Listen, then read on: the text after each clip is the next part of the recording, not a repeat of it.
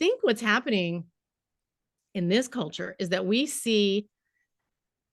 very comfortable. I mean, we've been comfortable in America, in the West. And so we've been kind of conditioned not to want or really to reject any suffering or any time that the cross might come into our lives. We tend to think, oh, well, that means that it's bad. Something is just really wrong. And so therefore, my job is to get away from the cross. I have to throw the cross off my shoulders and run in the direction of comfort and pleasure again, and happiness, kind of this earthly happiness. And so we have kind of forgotten who we are as Catholics, and the whole concept of the cross not being necessarily just purely evil where we have to avoid it, because really the cross is what Jesus has invited us into with him, the mystery of suffering.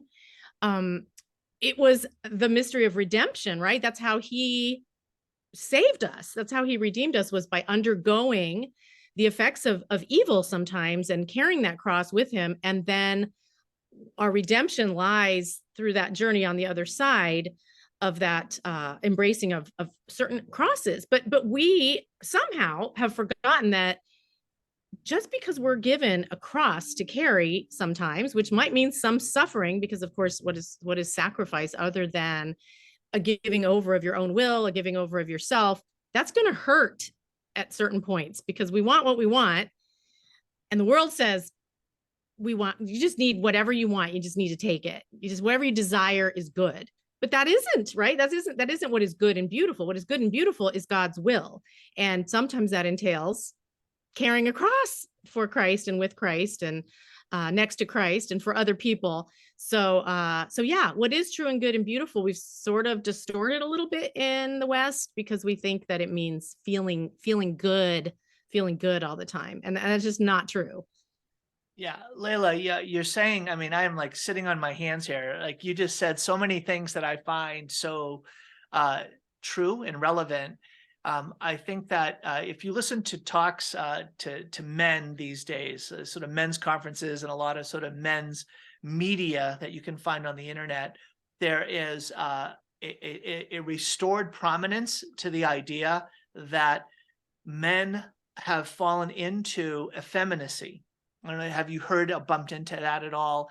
And not being feminine, but effeminate, which is an unwillingness to embrace the bonum arduum, the difficult good. And because of an over-attachment to softness and pleasure and ease. And it's something that, honestly, I had to experience a kind of conversion around. And I'll talk about this as a father. So raising my kids, one of the things that I felt and sensed was my call to protect my kids, kind of provide a covering over them, was to protect them from the harshness of the world. And that was a good thing. And so to keep them comfortable, to keep them safe, to keep them experiencing sort of the pleasantries of life, that was me being a good provider. And I had to recover a Catholic sense of saying, and this is in Aquinas, what is it that turns a boy into a man? What turns a boy into a man is the bonum arduum, the difficult good, a good that will only be realized when it's pursued with persistence and with sacrifice and a willingness to give of themselves in a way that says, this isn't pleasant, easy, comfortable, or fun, but it's worth choosing, it's worth pursuing, it's worth making real. And so I really had to, in my own way, repent and say, I'm not being a good father if I'm raising my kids in a way that is holding them back from experiencing difficult goods. But instead, now it's like, okay, let me find the difficult goods to throw my kids into, to say, go pursue this. And it's a really powerful way of getting them to experience dying to self, dying to ease and pleasure and comfort, and embracing a cross that's noble and worthy, and in fact is going to set them free to become truly godly young men. So honestly, it's something that was never taught to me. It was never taught to me. I've studied a ton of theology. I've gone through all these years of training, 5 years in the seminary, wasn't ordained, and then all these other years studying theology, getting this PhD, and then all these years of church work. No one ever taught me this.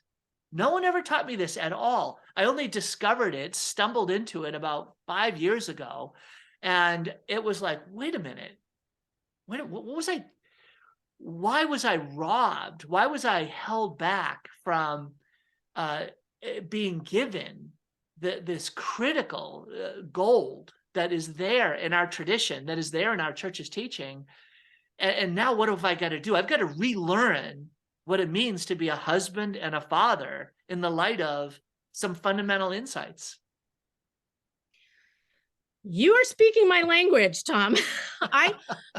I cannot tell you, it's so I have so much to say on that, because you are exactly right.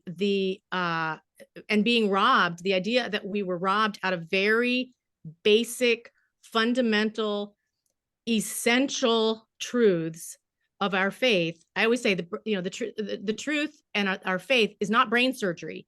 It is just these gold nuggets of truth. It's like when Christ spoke, he didn't speak in word salads and all these highfalutin gobbledygook psychobabble. He said things very clearly.